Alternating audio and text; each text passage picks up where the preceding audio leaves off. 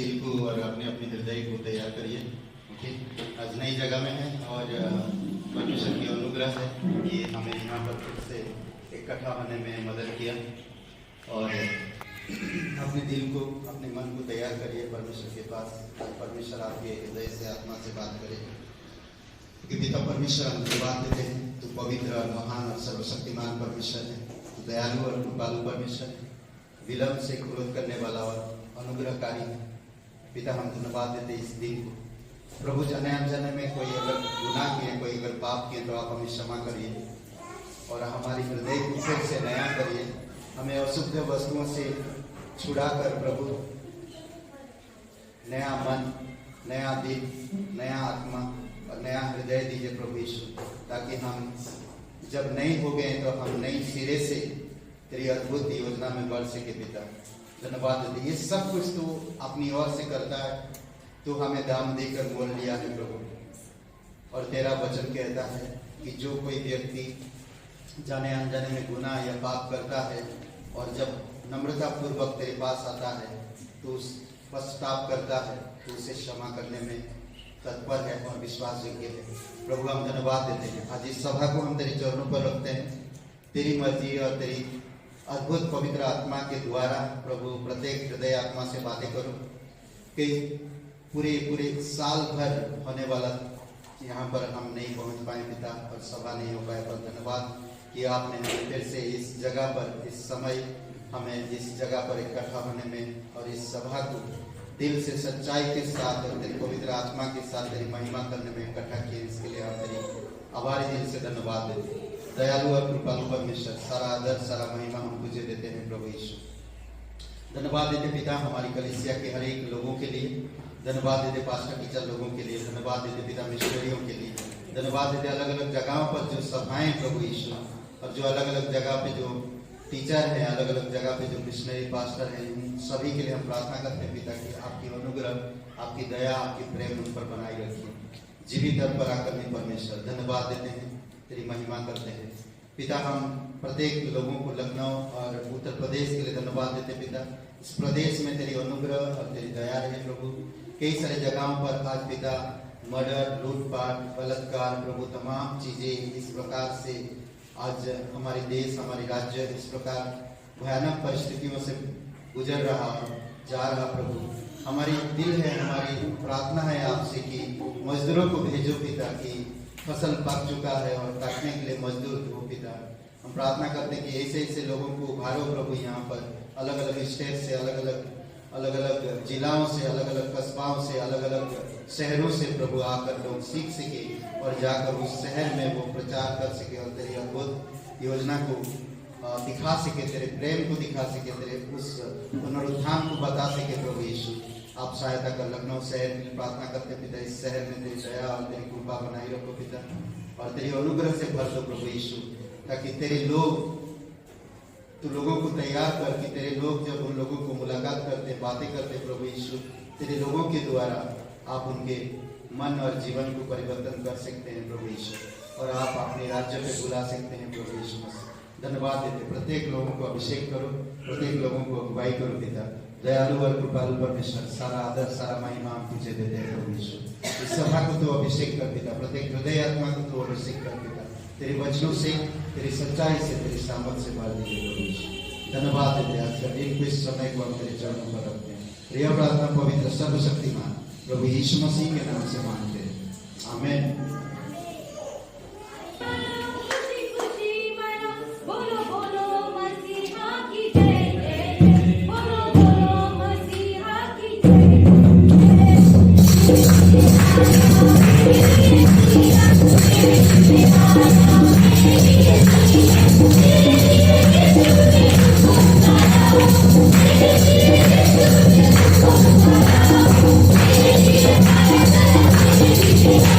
Thank you.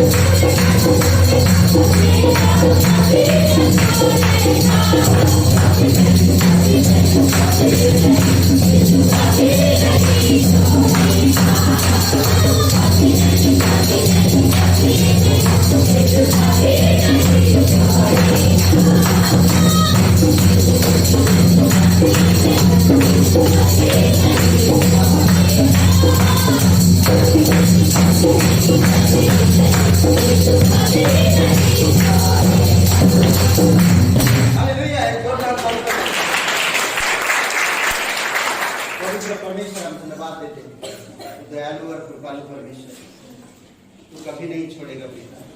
तू हमारे लिए सब छोड़कर इस धरती पर आया है और हमारी पाप और हमारी गुनाहों के लिए हमारी सारा दंड अपने ऊपर लेकर तुम्हें क्रूस पर बलिदान हुआ। तीसरे दिन मरे हुए से फिर से जी उठा, जीवित है, आज हमारे बीच में मौजूद है। ईश्वर हम धन्यवाद देते हैं, पिता हम धन्यवाद देते हैं, पवित्र आत्मा हम धन्यवाद देते हैं, क्योंकि आप कभी नहीं छोड़ेंगे। धन्यवाद देते हैं, तो अनादिकाल अनंत काल तक तो हमारे साथ रहेगा, इसीलिए प्रभु तेरी महिमा करते हैं।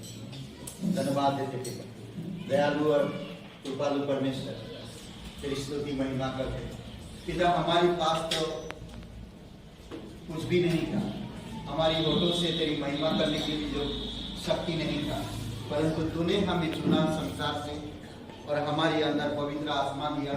उस आत्मा के बल से आज हम तेरी महिमा करते हैं। हे अब्बा करके, हे पिता करके हम पुकारते हैं और नम्रता पूर्वक तेरे चरणों पर आते हैं।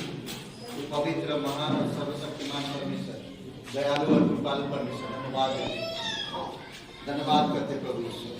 आभारी दिल से, सच्चे मन से, संपूर्ण जीवन से तेरी महिमा करते हैं। Thank you. स्तुति के योग्य यीशु को आभारी दिल से आराधना। स्तुति के योग्य यीशु को आभारी दिल से आराधना। महिमा के योग्य यीशु को आभारी से आराधना। महिमा के योग्य यीशु को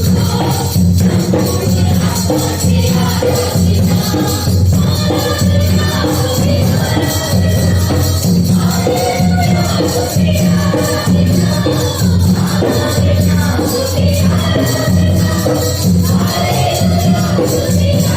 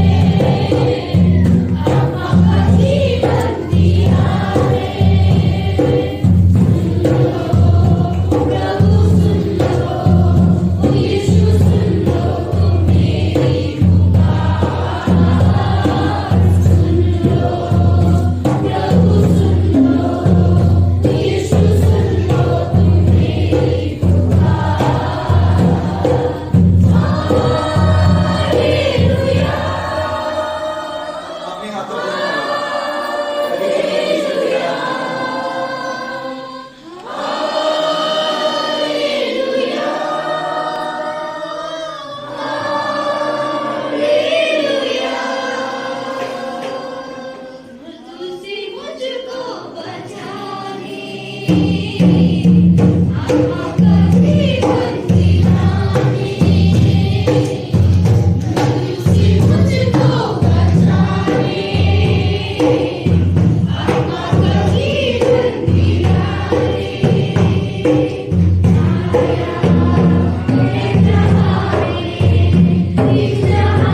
मेरा पिता पवित्र परमेश्वर धन्यवाद देते हैं।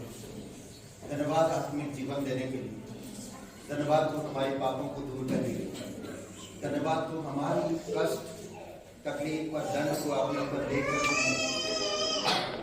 क्रूस पर जीवन दिया। हे यीशु तेरी महिमा करते हैं। सारा आदर सारा संपूर्ण दिल से देता है। हमारे जीवन से, हमारे हृदय से, हमारी बुद्धि और समझ से, हमारी सारी शक्ति से प्रभु आदर और महिमा तुझे है, क्योंकि तू उसका योग्य है। धन्यवाद देते प्रभु यीशु, तेरी महिमा करते हैं। अभिषेक करो पिता इस समय, इस सभा को तेरे चरणों पर रखते हैं। प्रार्थना सर्वशक्तिमान प्रभु यीशु के नाम से मांगते हैं, आमीन। हमारे बीच में आज एक जोरदार ताली बजाइए परमेश्वर के लिए। ओके, और हमारे बीच में कोई पहली बार आए हैं तो कृपया खड़े हो सकते हैं। कोई पहली बार आए, आप हैं शायद पहली बार आए, उनके साथ आए, अब पहली बार आए, 2 बार आए। अच्छा, क्या नाम है आपका? राजकुमार, स्वागत है आपका, जोरदार ताली बजाइए। ग्रेटर ग्रेस कलीसिया में पुरानी जगह में नए लोगों के साथ, पुरानी लोगों के साथ स्वागत है आपका। ओके, तो इस सप्ताह के कार्यक्रम में हमारे बीच में अरविंद है और उनकी पत्नी, उनकी दोनों बेटियां। नाम बहुत डिफिकल्ट रखते हो, नाम लेना दोनों का, चारों का स्वागत है, जोरदार ताली बजाते। ओके, और बहुत बहुत धन्यवाद, यहाँ पर आप हैं और हमें खुशी है कि आप आए। और अरविंद के बारे में अरविंद बताएंगे, खुद हम लोग बुलाएंगे, ठीक है। कुछ नए लोग हैं जो अरविंद के बारे में शायद पता नहीं है, पर अरविंद परमेश्वर की अभी अच्छा सेवकाई कर रहे हैं बम्बई में। ओके, और यहाँ से ही गए। अरविंद का जीवन एक अद्भुत जीवन है और आज 1 से 2, 2 से 4। प्रेज गॉड, धन्यवाद। ओके, और सप्ताह की सूचनाएं। यहाँ पर एक बहुत खूबसूरत वचन है। ओके, इस वचन में 3 बातें हैं जो भैया थोड़ा आराम से, थोड़ा ठीक है, चलेगा। पहले दिन सब माफ है, पहले दिन सब माफ है। आज जो कुछ कर सकते हैं, मत ज्यादा कुछ मत करिए, ठीक है। ओके, तो वचन 2 तीमुथियुस का 1:7, क्योंकि परमेश्वर ने हमें भय की आत्मा नहीं परंतु सामर्थ, प्रेम और संयम की आत्मा दी। ये तीनों त्रिएक परमेश्वर यहाँ पर दिखता है। अद्भुत है ना? ओके, इस सप्ताह की सूचनाएं, ठीक है। हर रविवार सभा यहाँ पर 11 बजे। कितना बजे? 11 बजे। क्यों? क्योंकि यूपी बहुत स्लो है। 11 बोलेंगे तो 12 में आएंगे। अभी 1 बजा दिया सभा करते करते। आज पहला दिन माफ है, कोई बात नहीं, पर आने वाले दिनों में थोड़ा कोशिश करिए परमेश्वर के लिए। प्लीज कृपया, आप एयरपोर्ट जाएंगे, आपका टिकट है, पता है कितना बजे प्लेन जाने वाला है? 2 बजे का। आपको 12 बजे एंट्री करना पड़ेगा। 2 घंटा बेकार दे देते, कुछ फायदा नहीं।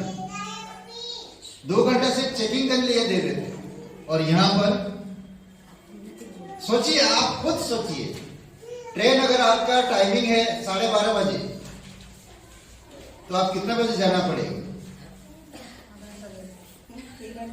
1 घंटा पहले से जाएंगे ना।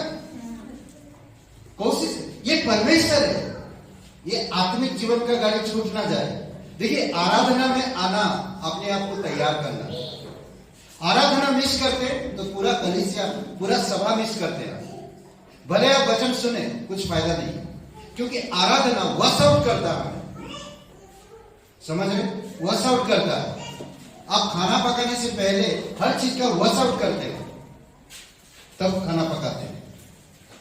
उसी प्रकार परमेश्वर वचन देने से पहले हमारे हृदय और मन को वॉश आउट करना बहुत जरूरी है। इसीलिए हमें आराधना में उपस्थित होना जरूरी है, समझ रहे। स्तुति आराधना नहीं तो हम दोनों भी नहीं, मतलब परमेश्वर नहीं, स्तुति आराधना इधर ही है। ओके, इस सप्ताह की सूचनाएं, एनीवे, आप खुद व्यक्तिगत रूप से आप परमेश्वर के अनुग्रह को समझ सकते हैं। ओके, और इस सप्ताह की सूचनाएं हर रविवार को 11 बजे, यहाँ पर 12 बजे लिखा हुआ, पर 11 बजे है, ठीक है। और गुरुवार को प्रार्थना सभा होती है 7 बजे हमारी घर में, ठीक है, पास्टर जी के घर में। ये जो नंबर वहां पर है वो भी नंबर गलत है, ये इधर ठीक है, इधर गलत है आपके पेपर में, ठीक है, काट दीजिए और ये वाला नंबर डाल दीजिए, ठीक है। और इस सप्ताह की परिवार है। ओके, बुधवार को भी सभा है 7 बजे, और शनिवार को सभा 11 बजे लगता है नरसिंहपुर में, और शाम को भी सभा लगती है आज रिक्शा कॉलोनी में। ओके, तो आप कहीं भी आ सकते हैं, मौका मत गवाइए, क्योंकि समय बहुत करीब है। इसलिए बहुत जरूरी है कि हमें परमेश्वर में बढ़ना चाहिए ज्यादा से ज्यादा। ओके, इस सप्ताह की परिवार है अमित और रूबी, उनके परिवार के लिए प्रार्थना करिए। और इस सप्ताह के पास्टर है पास्टर अतुल, सांता क्रूज में है, मुंबई में, तो आप उनके लिए प्रार्थना करिए, उनके परिवार के लिए, उनकी कलीसिया मिनिस्ट्री सब के लिए। ओके, इस साप्ताहिक जन्मदिन है हमारी, मेरी पत्नी जी है अरुणा, किधर गए आगे? साथ नहीं है, भूल गए लोग। 8 तारीख को 7 तारीख कर दी, बता 8 तारीख कल है, ठीक है, पर आज जाइएगा नहीं, इसलिए कि आज पार्टी ले सकते। इसमें सही है, इसमें सही। बहुत सारा है। 8 तारीख आपका पेपर में सही है, ठीक है। ओके, और एक बातें हैं, ये सारे स्त्रियों के लिए प्रार्थना करिएगा, ठीक है, जो संतान की जरूरत है उनको। और पास्टर जी से प्रार्थना करना चाहते हैं या मिलना चाहते हैं या कुछ काउंसलिंग करना चाहते हैं तो नंबर दिया गया, आप फोन कर सकते हैं और आ सकते हैं। ओके, और कल एक नया क्लास शुरू होगा, ओके, बाइबल स्कूल, ठीक है। 2 तीमुथियुस का 3 अध्याय वचन 16 में बहुत खूबसूरत एक वचन है जो कहता कि परमेश्वर की संपूर्ण पवित्र शास्त्र परमेश्वर की प्रेरणा से रचा गया, लिखा गया, उपदेश, ज्ञान और सुधार के लिए लाभदायक है। इसलिए बहुत जरूरी है आपको मुझे समझना, जानना, वचन को समझना बहुत जरूरी है। इसलिए एक क्लास हमेशा शुरू होएगा, ठीक है। ये वचन बहुत इंपॉर्टेंट, बहुत जरूरी है, समझ रहे हैं। और समझने की जरूरत है कि एक क्लास हम लोग अभी पूरा किया, और वो है कलीसिया का व्यवहारिक जीवन। और अभी जो क्लास होगा सुसमाचार प्रचार करने का तरीका, सुसमाचार प्रचार की तारीख, कैसे हम सुसमाचार प्रचार कर सकते हैं। इस क्लास के लिए पौलुस बहुत अच्छा कहता है, रोमियो का 1:16 में, मैं सुसमाचार से नहीं लज्जा। अगर मैं सुसमाचार से लग जाता हूं तो मतलब कि आत्माओं को मैं नरक भेजता हूं। अगर परमेश्वर ने मुझे नरक से, मौत से बचाया, तो मुझे आज मेरा कर्तव्य है कि मैं परमेश्वर के राज्य को बढ़ाऊं। और वो राज्य को कैसे बढ़ाऊंगा? जब तक मैं सीखूंगा नहीं, जब तक मैं जानूंगा नहीं सुसमाचार कैसे प्रचार किया जाता, लोगों के साथ कैसे बातें किया जाता, एक बच्चे के साथ, बच्चे मतलब छोटे बच्चे के साथ में कैसे व्यवहार करूंगा, उनको कैसे सुसमाचार सुनाऊंगा, मेरे से उम्र वाले बुजुर्ग लोगों को मैं कैसे सुसमाचार सुनाऊंगा, मेरे से यंग, मेरे साथ जो मेरे एज के लोगों को मैं कैसे सुसमाचार सुनाऊंगा, मैं किस तरह से परिवार को सुसमाचार सुनाऊंगा, किस तरह से गैदरिंग में सुसमाचार सुनाऊंगा। ये चीजें तभी सीख पाएंगे जब हम क्लास में रहेंगे, क्लास करेंगे। तो हर सोमवार को 7 से 9 बजे क्लास है, तो आपका स्वागत है। आ सकते हैं आप और सीख सकते हैं किस तरह से हम सुसमाचार प्रचार करेंगे। तरीका बहुत सुंदर क्लास होगा, लाइव होगा, मजा। कितने लोग अभी क्लास किए हैं? अच्छा लगा? हम 1-2 लोगों को बुलाते हैं, खास करके किसको किसको बुला दो? लक्ष्मी जी, आपको आ जाइए। क्लास में क्या सीखते हैं, कैसा लगा? क्लास में हम लोग को क्या सीखने मिला और कैसे लगता है?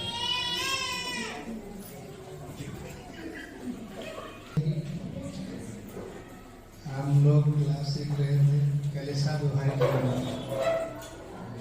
कलिसा दोहा में हम लोग सीखा कि हमारा व्यवहार कैसा होना चाहिए, कलिसा के प्रति, कलिसा के लोगों के प्रति कैसा व्यवहार होना चाहिए। और बहुत अच्छा क्लास था जो पाठ्य सिखा रहे हैं। काफ़ी लोग आते हैं, हम सबको जाना भी चाहिए कलिसा सीखने के लिए। तो हमारा व्यवहार अच्छा होना चाहिए कलिसा में।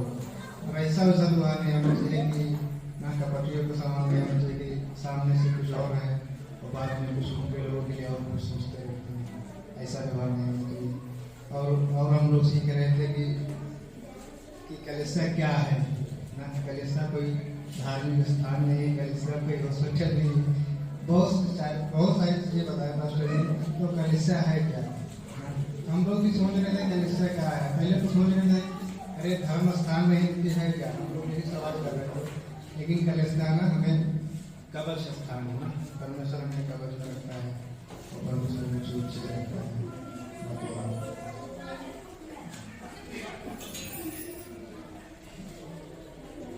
धन्यवाद परमेश्वर का कि इस जगह पर हमें खड़े होने का मौका दिया। क्योंकि पास्टर जी हमें 2 साल पहले बुलाते थे तो बड़ी घबराहट होती थी, पर आज हमें बहुत खुशी है इसलिए कि हम वो बता सके जो हम सीख रहे हैं। तो हम लोग बहुत अच्छा सीख रहे थे क्लास में, अलग अलग प्रकार की प्रचार करना और पवित्र आत्मा के प्रति हमारी जिम्मेदारियां क्या होनी चाहिए और किस तरह से हम लोगों के साथ बर्ताव करें, किस प्रकार से हम कलीसिया में हमारा बर्ताव होना चाहिए और हमें कलीसिया की अधीनता में रहना चाहिए, हमें पास्टर की अधीनता में रहना चाहिए। जब हम इन चीज़ों की अधीनता में रहते हैं तो परमेश्वर प्रसन्न होते हैं, तो हम परमेश्वर की अधीनता में भी रहते हैं। तो इस प्रकार से हम लोगों ने बहुत सारी चीज़ों को सीखा है, तो बहुत अच्छा लगा।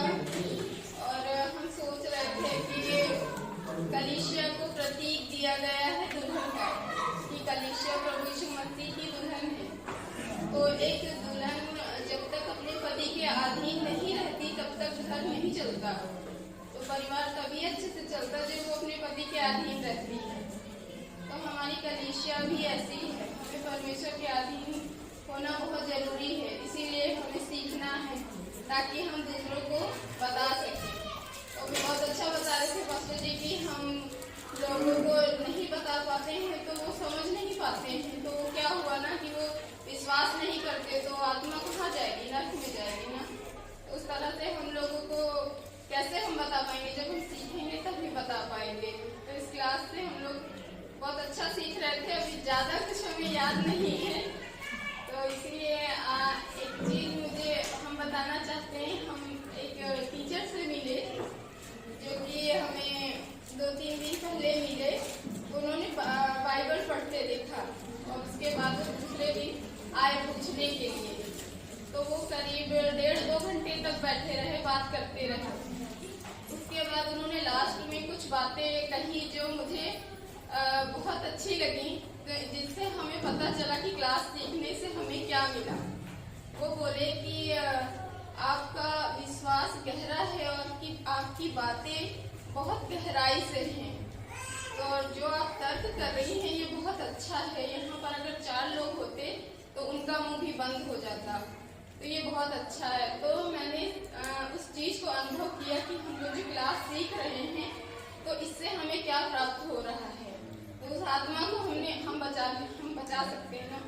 तो इसलिए मुझे बहुत अच्छा लगा और हम सभी से निवेदन करते हैं कि सभी लोग आइए क्लास में, सभी लोग बढ़िए, परमेश्वर को जानिए। इस तरह से हम लोग कर सकते हैं।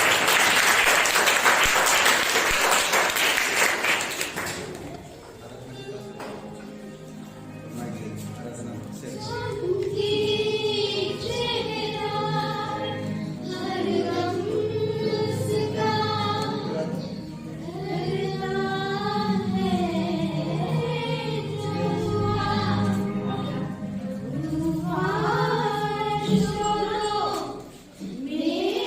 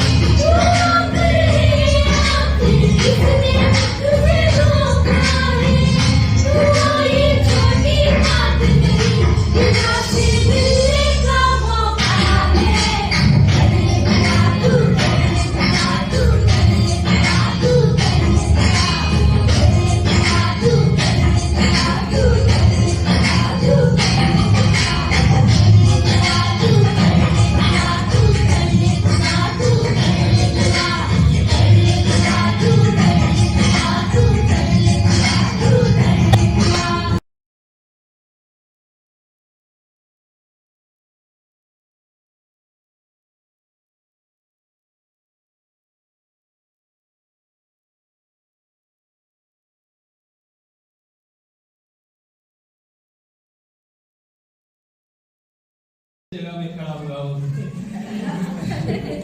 इसलिए मुझे बहुत अच्छा लगा। और जो मुझे बहुत अच्छा लग रहा वो बात मैं हम लोग आपस में मनन करेंगे ना। एक वचन खोलेंगे हम लोग, व्यवस्था में बुलंद उसका 28 अध्याय। और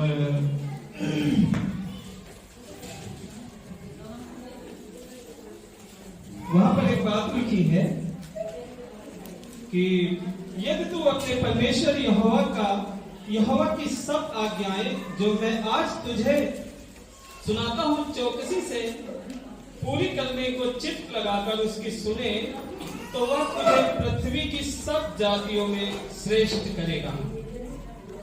है ना, परमेश्वर ये बातें कर रहा है हम लोगों से, है ना, अपनी आज्ञाओं के विषय हमें बता रहा है।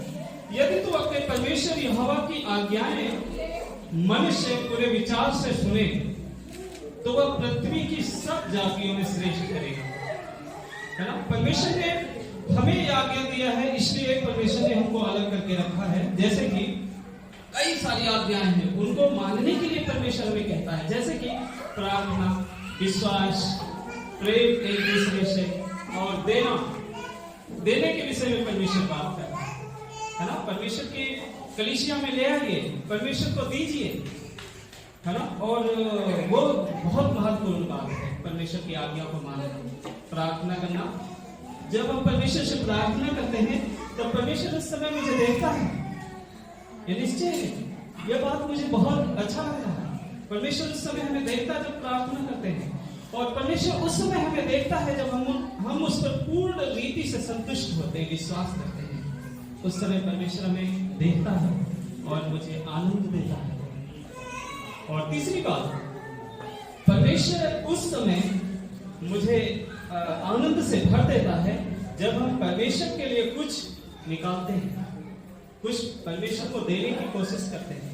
उस समय परमेश्वर हमारे हृदय को आनंद से भर देता है, खुशी से भर देता है ना। और कभी कभी हम लोग सोचते हैं परमेश्वर को देने से क्या फायदा है ना। कभी कभी तब जब हम ऐसा विचार करते हैं परमेश्वर को देने से मुझे क्या फायदा होगा, क्या उसमें हमें लाभ होगा, तब हम अपने जो अंदरी आनंद है उसको खो देते हैं, उस आनंद को हम खो देते हैं। ये सच्चाई है।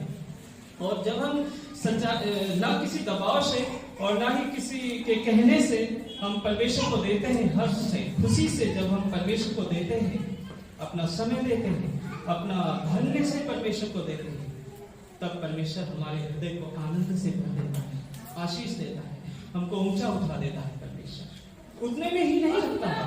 मान लीजिए मेरे पास 10,000 रुपए है और मैं सोचूं परमेश्वर को मैं 1,000 क्यों दूं, उसमें से मेरा 1,000 कम हो जाएगा, है ना।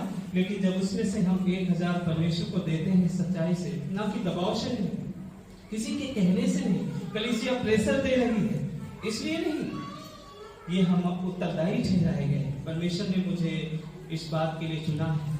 हम खरीदे गए हैं उसके लहू के द्वारा, है ना, उसके लहू के द्वारा खरीदे गए हैं। हम उत्तरदायी हैं। हम जब हम हर्ष से देते हैं तो परमेश्वर उन 10,000 में जो 9,000 शेष रह जाता है उसमें परमेश्वर बहुतायत की आशीष देता है ना। जैसा कि वहां पर वचन में लिखा है, अगर तुम परमेश्वर की आज्ञाओं को मानोगे तो वह सब जातियों में श्रेष्ठ करेगा, ऊपर भाग रख देगा, परमेश्वर ऊपर रख देगा, है ना। और परमेश्वर चाहता है, परमेश्वर देखना चाहता है, परमेश्वर को कुछ चाहिए नहीं, लेकिन परमेश्वर में हमारे हृदय को, हमारे मन को देखना चाहता है परमेश्वर। हम किस तरह परमेश्वर को प्राथमिकता देते हैं, किस तरह हम प्रार्थना करते हैं, किस तरह हम विश्वास करते हैं, और कैसे हम एक दूसरे से प्रेम करते हैं, परमेश्वर की आज्ञाओं का पालन हम कैसे करते हैं, परमेश्वर ये जानना चाहता है ना। परमेश्वर ये जानना चाहता है। परमेश्वर देखता है, उस समय वहां पर उपस्थित रहता परमेश्वर। जब हम प्रार्थना में समय देते हैं, जब हम विश्वास करते हैं परमेश्वर, जब हम परमेश्वर के लिए कुछ अलग रखते हैं, तब परमेश्वर हमें देखता है उस समय और हमें आनंद देता है, हमें आनंद देता है। हमारी जिम्मेदारी है, ये परमेश्वर की आज्ञा है हमारी। परमेश्वर चाहता है हम सबसे। आमीन। आइए प्रार्थना। हमारे जीवित प्रभु यीशु मसीह, हम आपका धन्यवाद देते हैं।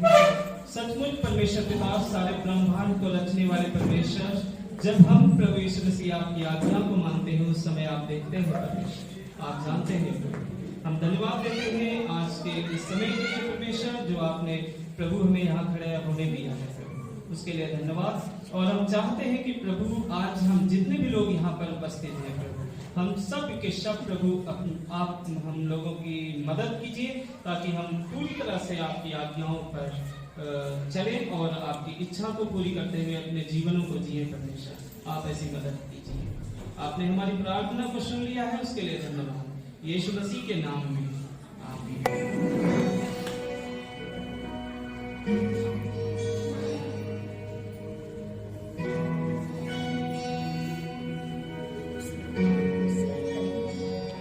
साइड का दिखना चाहिए।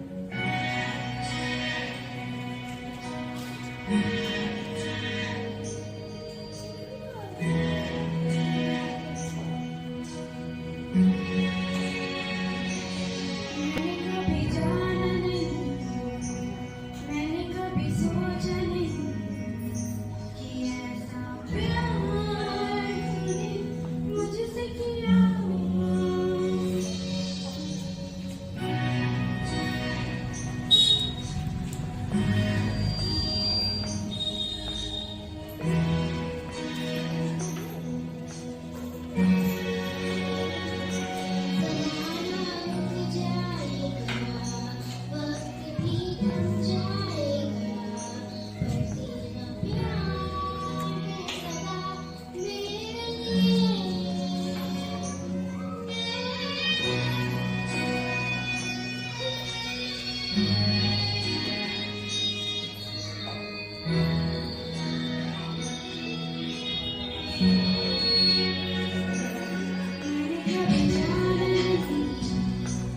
मैंने कभी सोचा नहीं कि ऐसा प्यार तूने मुझसे किया। ज़माना रुक जाएगा, वक्त भी थम जाएगा, पर तेरा प्यार है सदा मेरे लिए।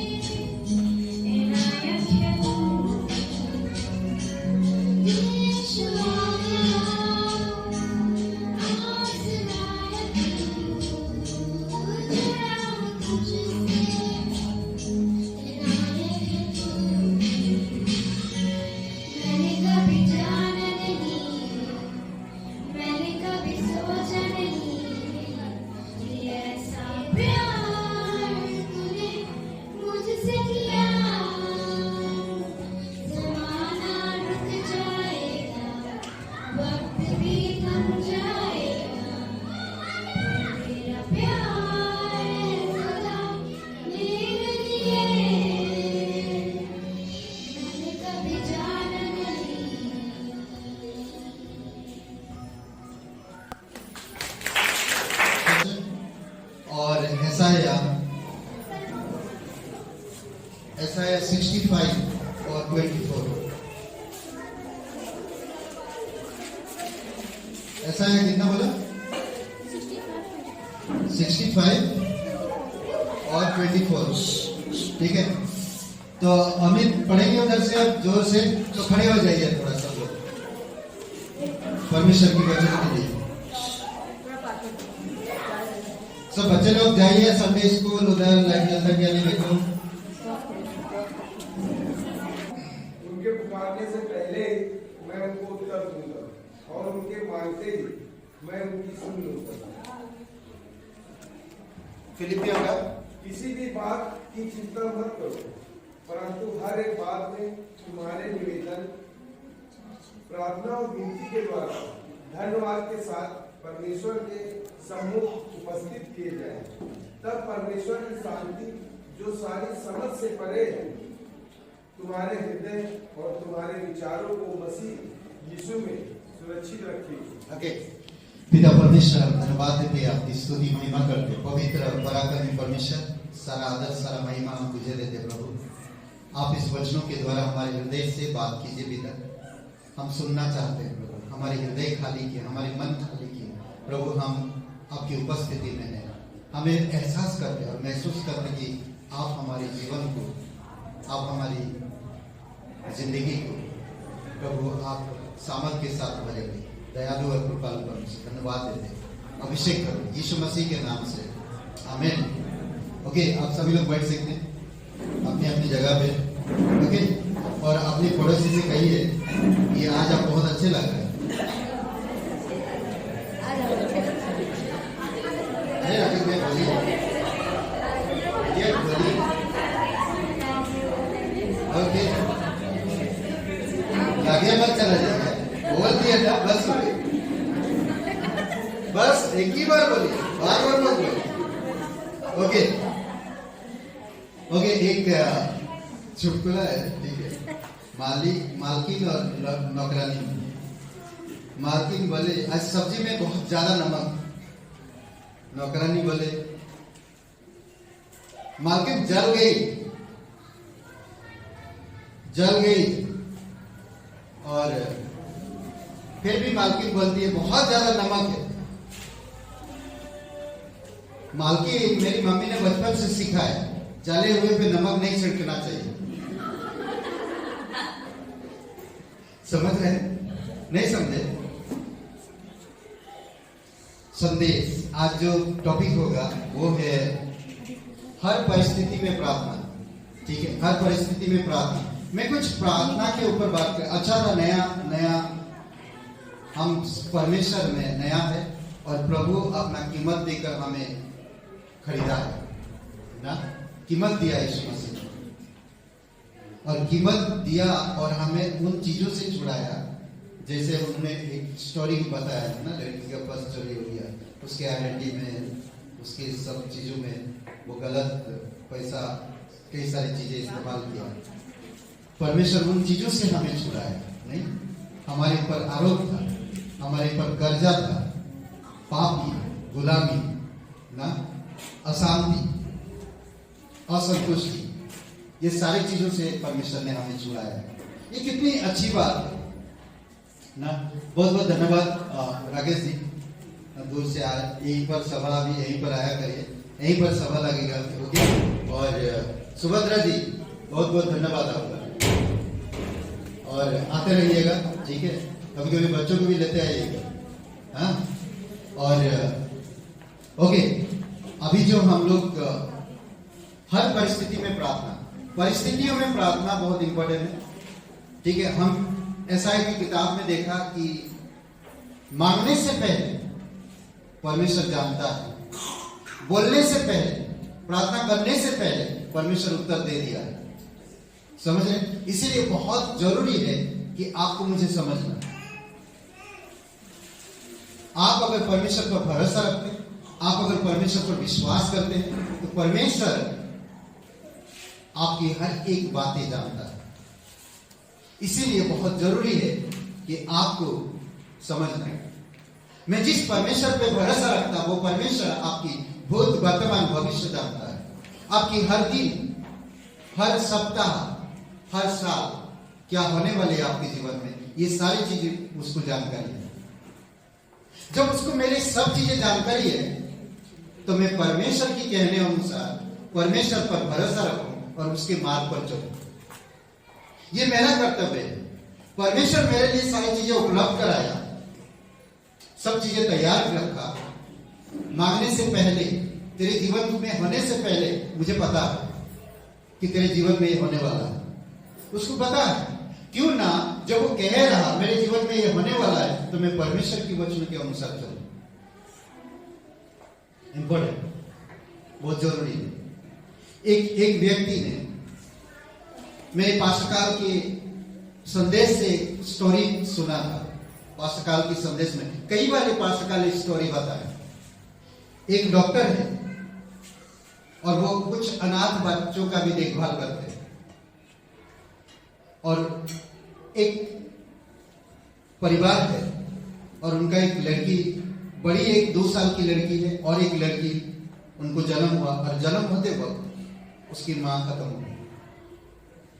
और वो व्यक्ति इतना काबिल नहीं था कि दोनों बच्चों का देखभाल कर सके, परंतु उसने उस डॉक्टर के पास, जो अनाथ बच्चों का देखभाल करते हैं, उसके पास उस बच्चे को दिया।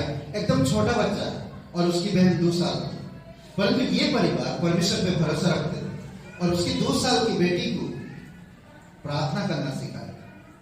वो जानते थे प्रार्थना का मतलब, प्रार्थना करते थे, भरोसा रखते थे। और एक दिन डॉक्टर के पास, डॉक्टर जिस जगह पे रहता है उस जगह पे बोतल में पिलाना बहुत मुश्किल होता है वहां पर बच्चों को। सारे बच्चे बड़े बड़े हैं, 2 साल के ऊपर, 3 साल, 4 साल, 5 साल के, 6 साल के बच्चे हैं, और एकदम नन्हा सा बच्चा आया है 1 हफ्ता का। उसका वो डॉक्टर कैसे देखभाल करेंगे? वो लड़की कहा कि हम लोग सब प्रार्थना करेंगे। तो वो 2 साल की उसकी बहन ने प्रार्थना की। उसने प्रार्थना की कि परमेश्वर, मैं आपकी बच्ची हूं और ये छोटी बहन आपकी बेटी है, आप इसकी मां नहीं है, आपके पास है, अब इसको एक दूध की बोतल की जरूरत है। आज दोपहर तक दूध की बोतल चाहिए, दोपहर तक। अगर दोपहर तक दूध की बोतल नहीं होगा तो ये लड़की मर जाएगी। ये प्रार्थना की। वो डॉक्टर उस लड़की की प्रार्थना की तरफ ध्यान दे रहा है। कहते कि इम्पॉसिबल है यहां पर बोतल मिलना, इम्पॉसिबल है, नहीं मिल सकता। तो ठीक प्रार्थना करने के बाद, ठीक आधे घंटे बाद दरवाजा खटखटाया, आवाज आई, ध्यान दी। एक बॉक्स आया, उसमें मेडिसिन है, कोलगेट है, बच्चों के लिए कुछ पेंसिल है, कुछ रबर है, एक्टिविटीज है बच्चों का। उस बीच में जब खुले वो बॉक्स को, 6 महीना पहले वो बॉक्स उस डॉक्टर के पास बच्चों के लिए भेजा गया। 6 महीना पहले। और वो जब बच्ची प्रार्थना कर रही थी तो उसने कहा कि एक दूध की बोतल आज दोपहर को पहुंच जाना चाहिए, नहीं तो ये बच्ची मर जाएगी। और उसके साथ साथ इस बच्ची के पास एक खिलौना होनी चाहिए, एक बेबी खिलौना परमेश्वर भेजिए, ताकि वो खिलौना उसके पास में रखे। जब उन्होंने बक्स खोला, बक्स में सारी चीजों को निकाला, तो बीच में एक दूध की बोतल। डॉक्टर परेशान हो गया, कहा कि ये कैसे हो सकता है? 6 महीना पहले ये बक्स में ऑर्डर कभी नहीं किया था, सिर्फ मैं मेडिसिन का ऑर्डर किया था। 6 महीना पहले ऑर्डर किए थे, वो 6 महीना बाद, वो उसी दिन, उसी घड़ी, जिस घड़ी प्रार्थना किया गया, उसी घड़ी वो बॉक्स आया। उसके पास एक बोतल भी था, दूध की बोतल, गर्म पानी की या दूध की बोतल। और वो लड़की दूध की बोतल, देखिए आप बॉक्स ठीक से देखिए, खिलौना भी होगा। तो सारे चीजें निकाले, पर खिलौना कहीं नहीं दिख रहा। तो वो लड़की ने कहा कि वो बॉक्स दिखाइए मुझे। तो वो बॉक्स दिखाए। बॉक्स के जो नीचे एक पेपर रखा हुआ, एक गद्दा बोलते ना, क्या बोलते, गद्दा बोलते, गद्दा है ना, वो रखा हुआ और उसको फाड़ा, वो देखा खुल के तो उसको चमक रहा, तो देखता वहां उसके अंदर एक खिलौना था। एक 2 साल की लड़की की प्रार्थना अगर परमेश्वर सुन सकता तो आप और मेरी प्रार्थना भी सुन सकता। इसीलिए ऐसा है कि 65 और 24 वचन में कहता, उस उनके पुकारने से पहले ही मैं उनको उत्तर दूंगा और उनके मांगते ही मैं उनकी सुनूंगा।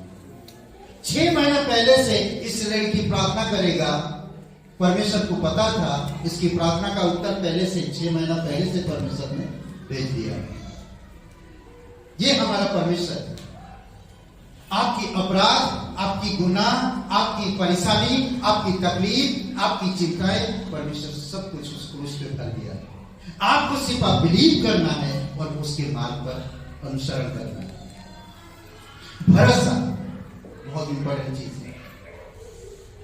आज देखेंगे एक वैज्ञानिक प्रयोगशाला में कितनी बड़ी बड़ी किताबें पढ़ते हैं और प्रयोगशाला में कितने समय तक समय बिताते हैं। आप सोचिए थोड़ी समय, और आप और मैं सिर्फ हमारी परेशानियों के लिए प्रार्थना करते हैं और मांगते रहते हैं। मांगने से पहले वो देगा। सोचिए कितने समय एक वैज्ञानिक प्रयोगशाला में समय बिताता है। क्या आप उतनी समय परमेश्वर से समय बिताते हैं? एक वैज्ञानिक दुनिया में अगर नाम कमाना या कुछ चीज का उत्पादन करना या कुछ चीज को करने के लिए वो समय बिताता। क्या आप एक मसीह हो? आप परमेश्वर पे भरोसा रखते हो तो कितनी समय बिताते हो? आपके जीवन में परिस्थितियां क्यों है? समय नहीं बिताते। ये मतलब आप लोग सीरियस मत होइए, नहीं सीरियस मत होइए। अरविंद अच्छा फ्रेंड है हमारे, गुड, अच्छा है। यहाँ से गया और सीखा, सेवकाई कर रहे महाराष्ट्र के अंदर, अद्भुत है। ये परमेश्वर की अनुभूति। शंकर मना कानपुर में सेवकाई कर रहे हैं, प्रेज गॉड। अभी विशाल गया है मुंबई सीखने के लिए। परमेश्वर काम करो समय समय पर। नहीं, आपके पास बाइबल है? बाइबल है? कैमरा घुमा दें, मैं थोड़ा बता रहा हूँ। थोड़ा बाइबल ऊपर करिए, ऐसा सब लोग ऊपर करिए, सब लोग उठाइए बाइबल। जिसके पास बाइबल है, अगर नहीं मिला है मोबाइल मत उठाइए, बाइबल उठाइए। क्या बात, वेरी गुड, अच्छा लगता है। बाइबल लेते आइए, इसीलिए साथ में बाइबल होना चाहिए। मोबाइल में बाइबल नहीं होना चाहिए, नहीं मतलब होना चाहिए पर मोबाइल मत उठाइए। मेरा मोबाइल मालूम है कौन सा, ओप्पो का है, आईफोन का है, वो नहीं पूछ रहा हूँ। ओके, हर परिस्थिति में प्रार्थना, परमेश्वर से मांगना अच्छा है, प्रार्थना करना, संगति रखना अच्छी बात है ना। कुछ चीजें हम कुछ लोगों का परिस्थितियों के साथ वो लोग प्रार्थना किए और परमेश्वर उनका सुना। हम लोग कुछ परिस्थितियों के बारे में देखेंगे, ठीक है। सबसे पहली बात हम देखेंगे, बाइबल में ऐसे लोग हैं वो ऐसे परिस्थितियों से गुजरे हैं। आप भी हो सकता है उस परिस्थिति में गुजरे हो या गुजरने वाले हो, या आपके जीवन में ऐसा परिस्थिति कभी आता है तो आप क्या करना चाहिए? परमेश्वर के पास जाके प्रार्थना करना चाहिए। समझ रहे? बहुत इंपॉर्टेंट। किसी भी बात की चिंता मत करो। हर एक बात आपके जीवन से जो भी चीजें होगा, हर एक बात आपकी निवेदन, प्रार्थना और विनती, धन्यवाद के साथ परमेश्वर के सम्मुख होना चाहिए। आपके जीवन में अगर चिंता करते हैं तो आपका धन्यवाद, विनती, प्रार्थना। परमेश्वर कहे चिंता मत करो, फिर भी मैं चिंता करता। क्यों? मेरे अंदर चिंता करने का एक जीप लगा हुआ है, वो मैंने नहीं लगाया, शैतान लगाया। चिंता करो, चिंता करो, चिंता करो, चिंता करो, चिंता करो, इसके बारे में, इसके बारे में, इसके बारे में चीप लगाया है। समझ रहे? वो ठीक समय पर वो चीप में वायरस डाल और करो। एक दिन चिंता में, मानसिक में चला जाते हैं, अटैक आ पड़ता है, पागलपन आ जाता है, घर छोड़ देते हैं, चिल्लाने लगते हैं, तमाम चीजें हैं उस चिप में वो डालते रहते हैं। इस शैतान का काम। चिंताग्रस्त रहो, दिल खुश रखो, मन खुश रखो, परमेश्वर को सब कुछ सौंपो। हर एक जो आपके जीवन में हो रहा है, हर एक चीज प्रार्थना, निवेदन और धन्यवाद के साथ परमेश्वर की सन्मुख पहुंचाइए। जो भी चीज हो रहा है धन्यवाद के साथ परमेश्वर के पास ले जाइए। सबसे पहली बात हम देखते हैं योना के जीवन में, ठीक है, परमेश्वर की आज्ञा ना मानकर वो दूसरी रास्ता पे जा रहा है। कई बार आप और मैं भी ऐसा कर लेते हैं, आसानी से, बड़ी आसानी से परमेश्वर की आज्ञा को टाल देते हैं। चिंता जब आता है ना, परिस्थितियां जब दिखता है ना, अरे छोड़, नहीं करना। कितना प्रार्थना किया, कितना कुछ किया, भैया जैसा परमेश्वर आपके जीवन में किया वैसा आप एक दिन का भी नहीं कर सकते, परंतु परमेश्वर हर दिन आपके जीवन में चमत्कार कर रहा है। ये हम लोग सोचते नहीं, सोचना चाहिए। योना प्रार्थना किया, परमेश्वर ने उसे बचाया। योना का दूसरा अध्याय पढ़िए, आखिरी वचन को पढ़िए, आखिरी वचन, दूसरा अध्याय वचन 10। योना का दूसरा अध्याय, बाइबल है आपके पास, खोलिएगा, ठीक है, बाइबल खोल के देखिए परमेश्वर ने उसे कैसे बचाया। पता है, ये आज्ञा ना मानकर अपनी मर्जी से कहीं जाना था। कई बार आप और मैं भी परमेश्वर की आज्ञा ना मानकर अपनी मर्जी से कुछ करना चाहते हैं तो प्रॉब्लम आती है, प्रॉब्लम आती है। आपके साथ साथ आपकी प्रॉब्लम दूसरों को भी परेशानी करता है, समझ रहे हैं? इसीलिए उसको कहां फेंक दिया गया? पानी के अंदर, पानी के सताव में किया, पानी के कहा बोलते ना कि पूरी तरह से जमीन में। और एक मगरमच्छ को परमेश्वर ने तैयार किया कि उस मगरमच्छ की, मगरमच्छ मतलब मछली ना, वेल मछली के अंदर वो घुसा, पेट के अंदर रहकर वो प्रार्थना कर रहा है, उस मछली के अंदर रहकर। क्यों?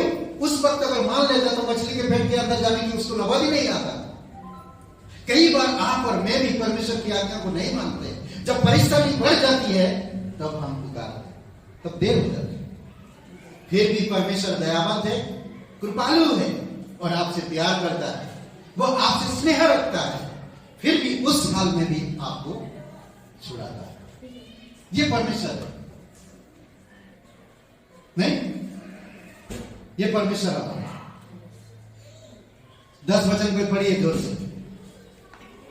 तब यहोवा ने मच्छर को आज्ञा दी और उसने योना को स्थल पर उगल दिया।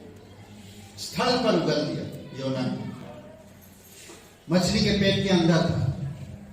अगर आप 1 से लेकर 9 तक वचन पढ़ेंगे, योना बताता कि मैं कैसे हालत में हूं, मेरे ऊपर लहरें चल रही है, बड़े बड़े जहाज चल रहा है, मैं पेट के अंदर मछली के, सिर्फ आज्ञा ना मानने से। इसीलिए परमेश्वर की आज्ञा मानना हमारा काम है। आप माँ बाप की कैसे आज्ञा मानते हो? माँ बाप घर में है, आप बाहर हो, माँ बाप का आदर करते हो, फिर भी आप गलत नहीं करते हो। अगर कल मेरी माँ बाप को पता चल गया तो उसी तरह एग्जैक्टली परमेश्वर आपकी माँ बाप से बढ़कर जानता है आपको। वो जहां भी रहेंगे आप वहां जाना। योना मछली के पेट के अंदर, परमेश्वर को पता है कि वो जना मछली के पेट के अंदर है, वहां से रहकर मेरे लिए प्रार्थना कर रहा है, और वो प्रार्थना सुनता है और उसको, मछली को आज्ञा देता, और मछली स्थल में, जमीन पर उसको उलट देता है। क्यों पता है? परमेश्वर के काम में बाधा डालता है योना। परमेश्वर ने पापी लोगों को बचाना चाहा, योना बोलता मैं नहीं जाऊंगा। कभी कभी आप और मैं भी, परमेश्वर आपको चुना क्यों? परमेश्वर आपको बुलाया क्यों? एक प्रार्थना वॉरियर बनने के लिए, एक मिशनरी बनने के लिए, एक पास्टर टीचर बनने के लिए नहीं। परमेश्वर एक जिम्मेदारी नागरिक बनाने के लिए चुना। एक इंसान, एक इंसानियत का मतलब समझे, इसीलिए चुना। आज इंसानियत खत्म हो चुका है इस दुनिया में। अच्छे नागरिक नहीं मिलेंगे आपको इस समाज में, इस देश में। इसीलिए बहुत इंपॉर्टेंट है कि आपको मुझे समझना। दूसरी बात हम देखते हैं आयुब के जीवन में। आयुब एक धर्मी, एक खरा, एक सच्चा व्यक्ति था। ऐसे परिस्थितियों में कभी उसने कभी गलत नहीं कर रहा था, परमेश्वर के साथ चलता था, परमेश्वर की आज्ञा मानता था। आयुब ने प्रार्थना की और उसके जीवन में सब कुछ खत्म हो गया, नहीं कुछ भी नहीं बचा। उसके बेटे मर गए, उसकी बेटियां मर गई, उसकी दामाद, उसकी संपत्ति, सब कुछ। उसके शरीर में घाव हो गया, फोड़े हो गई। तो आप अगर फोड़े हो जाते हैं या घाव हो जाता या तकलीफ आपके जीवन में आती है या आपका कोई बेटा परमेश्वर के नाम से अगर चला भी जाता है तो आप क्या करेंगे? मुंह फेर के पास चले जाएंगे, परमेश्वर को छोड़ देंगे। आयुब एक सच्चा व्यक्ति था, परमेश्वर से प्यार करता था। सब कुछ चला जाने के बावजूद भी आयुब ने कभी परमेश्वर के खिलाफ नहीं कहा। वो जान गया था कि मैं जिस परमेश्वर पे भरोसा रखता वो परमेश्वर जीवित है और मेरा उद्धार कर सकता है। उसके लिए कोई भी काम असंभव नहीं है, वो जानता था। आयुब के आखिरी अध्याय की किताब और वचन 10 पढ़िए, 42 का 10। देखिए कितना अद्भुत काम किया। सब कुछ चला गया था, उसका धन, उसकी जानवर, उसकी संपत्ति, उसकी पत्नी, उसकी बच्चे, सब कुछ खत्म हो गया। यहां तक उसके शरीर भी बदबूदार हो गया था पूरी तरह से। आयुब का 42 अध्याय वचन 10, 42 का 10। जब अय्यूब ने अपने मित्रों के लिए प्रार्थना की तब यहोवा ने उसका सारा दुख दूर किया और जितना अय्यूब का पहले था उसका दुगना यहोवा ने उसे दे दिया। ओके, परमेश्वर ने दोबारा सही किया आयुब। सोचिए, कभी कभी आप अच्छे परिस्थिति में चल रहे हैं, परमेश्वर में आप जुड़ के चल रहे हैं, आपके जीवन में ऐसा परिस्थिति आ सकता है, पर डरिएगा नहीं, परमेश्वर आपको दुगुना देगा। समझ रहे? जो लोग आपसे ताने मारते हैं, जो लोग आपकी धार्मिकता को दोष लगाते हैं, वो लोग एक दिन मुसीबत में आएंगे और आप प्रार्थना करोगे वो ठीक हो जाएगा, जैसे आयुब ने किया। समझ रहे? परमेश्वर में चलोगे जब कठिनाई तो है, पर परमेश्वर आपके साथ। समझ रहे? तीसरी बात, यीशु मसीह प्रार्थना किया, मेरी इच्छा नहीं परंतु तेरी इच्छा पूरी। कब? जब वो क्रूस पर कीलों से बैठा जाएगा, लोग उसको चाबुक मारेंगे, मौत को सामने देखकर भी उसने कहा, हे पिता, मेरी इच्छा नहीं बल्कि तेरी इच्छा पूरी हो। अगर मुझे इस कटोरा से पीना पड़े तो मैं पीने के लिए तैयार हूं, परंतु मेरी इच्छा नहीं, तेरी इच्छा पूरी हो। आप और मैं दुख देखकर पीछे भागते हैं। अगर सामने दुख है तो हम पीछे गली में निकल जाएंगे। निकलना चाहिए कभी, क्योंकि अगर आप प्रचार कर रहे हैं, अगर एनीवे, यीशु मसीह जानता था कि मुझे क्रूस पे जाना है। वो जानता था कि उसको तकलीफ होगा, 39 कोड़े लगाए जाएंगे। वो जानता था उसकी अपमान होगा, वो जानता था उसकी गाल पर थप्पड़ मारेंगे, वो जानता था उसके मुंह पर थूका जाएगा, वो जानता था कि क्रूस पर कैसे मौत मरेगा। फिर भी परमेश्वर से कहता कि हे प्रभु, मेरी नहीं बल्कि तेरी इच्छा पूरी। लूका का 22 वचन 12, शायद 12 वचन देखिए, खुलिए लूका का 22 वचन 12। सही है, पता नहीं, मैं तो बोल दिया था। सही है तो अच्छी बात है, पर उसी अध्याय में, हाँ, लूका 22:12 मिला।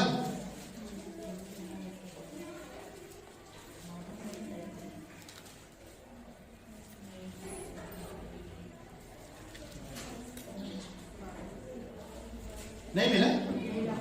वह तुम्हें एक सजी सजाई बड़ी अटारी दिखा देगा, वहां तैयारी करना। नहीं, वो नहीं। ये नहीं 22 का 1 मिनट 22 का 12 है। इच्छा लिखा है उधर पर।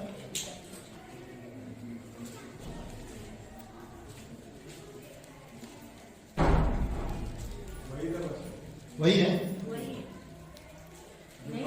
इच्छा लिखा। हाँ लिखो, 22 का 12 वही है। इच्छा के बारे में।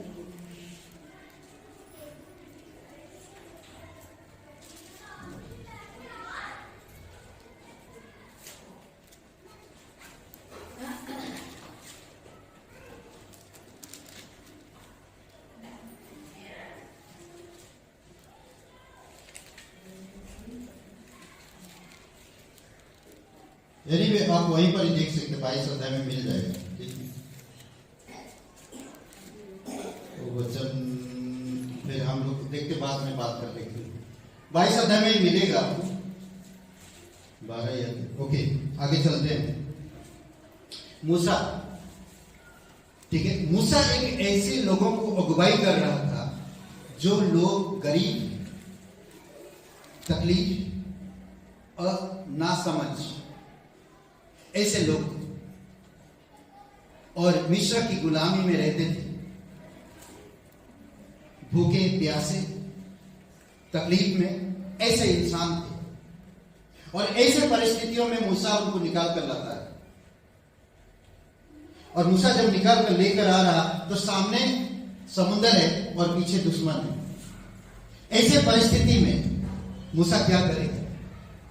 ऐसे परिस्थिति में वो लोग मूसा पर चिल्लाने लगे, मूसा पर आरोप लगाने लगे, मूसा पर पत्थरवा करने लगे कि मूसा है मूसा, अब तो भले ही हम सूखे रूखे रोटी खा रहे थे पर मिस्र में अच्छे थे, तो हमें कहां लेकर आया और यहां पर क्यों हमें मारना चाहा? क्या यही है?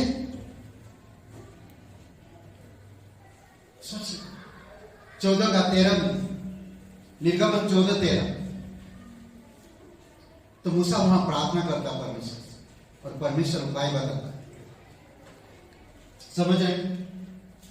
फिर लाल समुद्र दो भाग हो जाता है और वो सूखे में निकल जाता है। ये परिस्थितियों को देखिए और इंसान को देखिए और इंसान की जीवन को देखिए। जो परमेश्वर के कदम पे कदम उसकी आज्ञाकारी, उसकी इच्छा और उसकी पास आया और प्रार्थना किया, परमेश्वर उनके लिए काम किया। आज कई बार हमारे जीवन में काम होता क्यों नहीं है? क्योंकि हम परमेश्वर की बातों को समझ नहीं पाते या उसके बातों के अनुसार नहीं चलते। निर्गमन 14:13 कोई पढ़ेगा? निर्गमन 14:13। मूसा ने लोगों से कहा, डरो मत, अरे नहीं बस उद्धार का काम देखो जो यहोवा आज तुम्हारे लिए करेगा, क्योंकि यहोवा जिन मिस्रियों को तुम आज देखते हो उनको फिर कभी ना देखोगे। ओके, फिर कभी नहीं देखोगे। परमेश्वर उद्धार करेगा, हमारा परमेश्वर उद्धार करने वाला, वो बचाएगा। दुश्मन को कभी दोबारा नहीं देखने पाओगे, परमेश्वर बचाता है। समझ रहे? लूका का कौन सा वचन मिला? 42 वचन। समझ रहे? मेरी इच्छा नहीं परंतु तेरी इच्छा पूरी हो। ऐसा परिस्थिति था यीशु मसीह का। मूसा ऐसे परिस्थिति में खड़ा था तो परमेश्वर के पास गया और परमेश्वर ने कहा मूसा को कि हे मूसा, तू जा समुद्र में, जो तेरे हाथ में लाठी है समुद्र में टच करा, छुआ, दो भाग हो जाएगा समुद्र और तू सूखे में उनको पार करा दो, समुद्र को दो भाग। आज फिल्मों में, तमाम चीजों में इस मूसा की इस भाग को इस्तेमाल करते हैं कई सारे जगहों पर। समझ रहे हैं? राजा दाऊद, भजन संहिता 18 और वचन 1, परमेश्वर बल दिया। अगर मैं कमजोर हूं, मैं परमेश्वर के पास आता हूं, मैं बलवंत होता हूं। परमेश्वर के पास हमें बल मिलता है, परमेश्वर हमें सामर्थ देता है, परमेश्वर हमारा चट्टान है, परमेश्वर हमारा प्रभु यीशु मसीह का लहू हमारा बल है। क्रूस की, मुझे क्रूस की चट्टान के पास आना है, मुझे क्रूस के पास आना।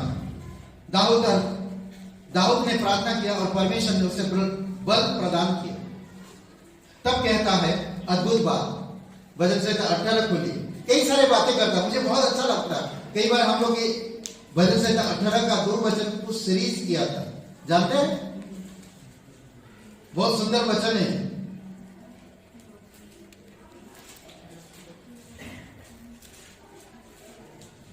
यहोवा मेरी चट्टान और मेरा गढ़ और मेरा छुड़ाने वाला है, मेरा ईश्वर मेरी चट्टान है जिसका मैं शरण कर हूं। वह मेरी ढाल और मेरी मुक्ति का सींग और मेरा ऊंचा गढ़ है।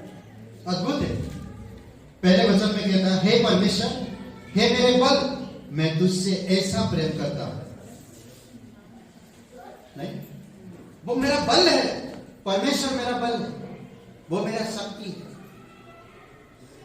इसलिए बहुत जरूरी है कि आपको मुझे समझना, बहुत जरूरी है। मैं निर्बलता में या कमी है मुझ में कुछ, या फैमिली में या कोई भी जगह पर मैं कुछ कमी है, तो परमेश्वर पूरा करे। प्रार्थना करो, परमेश्वर आपका दृढ़ गढ़ है, परमेश्वर आपका छुड़ाने वाला हर परिस्थितियों से, पर संपूर्ण दिल से आओ। समझ रहे? संपूर्ण दिल से आओ। पतरस जब कुछ दर्शन नहीं मिल रहा पतरस के जीवन में, प्रेरितों के काम की 10वां अध्याय, तो उसको एक दर्शन मिला दृष्टांत की तरह, और उस दर्शन से वो समझ गया कि परमेश्वर अविश्वासी के बीच में विश्व समाचार प्रचार करना चाहता है। उसको एक दर्शन मिला, उसको भूख लगा था और वो प्रार्थना कर रहा था। तब वो सोचने लगा कि मैं अशुद्ध हो गया। तब उसको एक दर्शन, स्वर्ग से एक चादर चारों कोने में पकड़ा हुआ उतर के आ रहा, और उसमें रेंगने वाली चीजें, चौपाई, छिपकली, रेंगने वाली चीजें उस चादर में है। और पतरस को कहता कि हे पतरस, उठा, मार और खा। पतरस कहता मैं कभी अशुद्ध वस्तुओं को नहीं खाया। तो परमेश्वर के आवाज देता था, कहता कि जिसे मैं बनाया तो कैसे अशुद्ध कह सकता। परमेश्वर की सुसमाचार सबके लिए, हर किसी को। तो ये दर्शन देखते ही याफा कहते कि कुरनेलियस के घर से लोग आए और द्वार खटखटाए। पतरस, हम तुझे लेने आए, चल।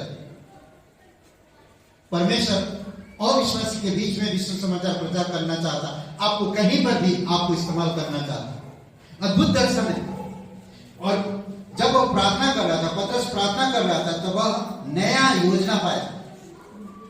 कभी कभी आप प्रार्थना करते नहीं, नया योजना के बारे में समझ नहीं पाते। मैं इसको महत्व नहीं दे रहा, इस चीज को महत्व नहीं दे रहा, मेरे परिस्थितियां महत्व हो रहा, मेरे जॉब, मेरे नौकरी, मेरे घर, मेरे परिवार, मेरे बच्चे, मेरे सब चीजें मैं महत्व दे रहा हूं, पर इस चीज को महत्व नहीं दे रहा।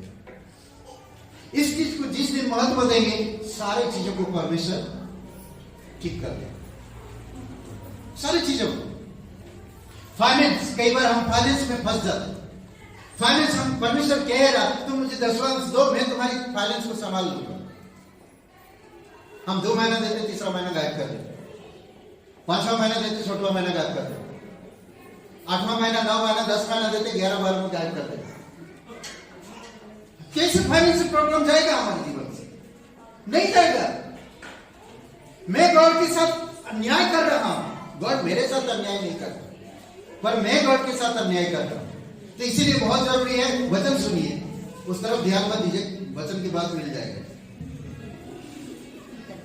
समझ रहे? तो ध्यान दीजिए। ध्यान किधर था? फनी है आप लोग। ओके, पतरस, कुछ दर्शन, आप एक बिलीवर हो, आप एक विश्वासी हो, परमेश्वर पे भरोसा रखते हो। परमेश्वर क्या चाहते हो मेरे जीवन में? मुझे कुछ दिखाओ, मैं प्रार्थना करूं। और कभी परमेश्वर के पास भावनाओं में बताओ, आपके आंसू का कोई मतलब नहीं उससे। दिल और मन परमेश्वर में होनी चाहिए। मैं आकर रो रहा हूं, परमेश्वर ये नहीं हो रहा, परमेश्वर वो नहीं हो रहा, प्रभु आप क्या कर रहे हैं? कहाँ हो प्रभु? मेरी प्रार्थना क्यों नहीं सुनते हो प्रभु? आप प्रभु, ये प्रभु। परमेश्वर दिल टूटने वाला नहीं है। परमेश्वर कहेगा वचन दिया हूं मैं, वचन के अनुसार तू जीवन जी और मैं तेरा सुनूंगा। परमेश्वर घूस नहीं लेता है। समझ रहे? परमेश्वर आपके लिए क्रूस पर जीवन दे दिया है। आज आपको समझदारी के साथ परमेश्वर के पास आना है, दिल से भरोसा रखना है। 10वां अध्याय, प्रेरितों के काम। पतरस ने नया दर्शन, पतरस ने प्रार्थना किया और वह नया दर्शन पाया। प्रेरितों के काम 10वां अध्याय 10 से 11 में। पौलुस, लोगों को चंगाई मिली। पौलुस ने जब प्रार्थना किया, लोगों को चंगाई मिला। ऐसे टापू में पहुंच गए थे जो टापू में बहुत खतरनाक है, और वहां की एक व्यक्ति था। खुलिए, हम लोग पढ़ते हैं प्रेरितों के काम 28 अध्याय। ओके, 28 अध्याय प्रेरितों के काम 28 अध्याय खोलिए।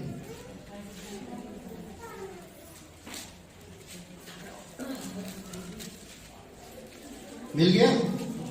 28 अध्याय का वचन 7, 8, 9, 10। 7, 8, 9, 10 8 वचन को देखिए। बुबलियुस का पिता बुखार था, बुखार जर ना, बुखार था। पता है ये बुबलियुस पौलुस और उसके साथियों को उस टापू में मदद किया था, अपने घर ले गया था, और उसका पिताजी बहुत बुखार में था। ओके, पुबलियुस, ओके, पुबलियुस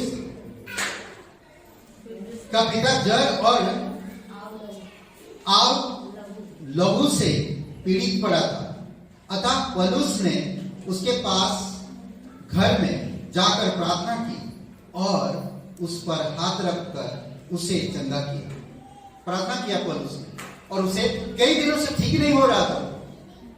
आप और मैं भी, जैसे अरविंद ने कहा, 3 साल से मैं था। पास्टर जी सिर्फ आए, पता नहीं चल, मुझे लगता है 1 मिनट, 1 ही मिनट प्रार्थना करके निकल आए। उसके रिश्तेदार लोग चिंतित बैठे हुए थे सारे चारों तरफ, और वो सांसें बड़े बड़े ले रहे ना। तो कभी बोलना परिस्थिति है जब आती, सिर्फ 1 मिनट का प्रार्थना है, उसकी 3 साल के जीवन को पूरी तरह से बदल दिया। 1 हफ्ता के अंदर वो ठीक हो गए, घर आए, अद्भुत है। दिशा जैसे 6 साल से ना, कई सारे ऐसे लोग हैं जो परमेश्वर काम कर रहे हैं। प्रार्थना, पौलुस ने प्रार्थना किया और उनकी बुखार और अबला का लहू में रोगी पड़ा था, वो ठीक हो गया। आप समझ रहे, ठीक हो गया। पौलुस ने प्रार्थना की और हाथ रख के प्रार्थना की। ये परमेश्वर के लोग हैं। जब भरोसा करोगे, जब बिलीव करोगे, परमेश्वर ठीक करेगा। दानियल एक प्रति अधिपति बन गया ना, अधिपति। दानियल का 6वां अध्याय अद्भुत है। बड़ा एक व्यक्ति, राजा बहुत पसंद करता था उससे, दानियल के जीवन को, और कहते कि अधिपतियों का अधिपति बन गया, और राजा बहुत खुश था। परंतु लोग खुश नहीं थे। कभी कभी आपके जीवन और मेरे जीवन में जब आप बढ़ोगे तो आपके आसपास के लोग आप पर जलन रखेंगे और आप पर मुसीबत लाएंगे और आपके जीवन में तकलीफ डालेंगे, और यही लोग भी वही कर रहे थे। जब दानियल को पसंद करता था राजा, तो लोग जलने लगे। वो अच्छा था, वो ईमानदार था, परमेश्वर के प्रति, राजा के प्रति ईमानदार था, और जो काम उसे दिया गया था बहुत निपुणता से वो करता था, बहुत अच्छा से करता था। समझ रहे? दानियल का 6वां अध्याय। सिंह के माले में डालने के लिए प्लान बनाया 1 महीना का। किसी भी ईश्वर के सामने कोई भी झुकेगा नहीं, दंडवत नहीं करेगा, प्रार्थना नहीं करेगा। शास्त्री लोग, गवर्नर, वहां पर हाकिम, वहां पर अधिपति, सब लोगों ने मिलकर राजा से हस्तक्षेप कराया। राजा आप ऑर्डर दो, ये नियम हम लोगों ने निकाले और इस नियम पे आप साइन करो। एक बार जब फिर उस जगह पे राजा साइन कर देता, उसको बदला नहीं जा सकता।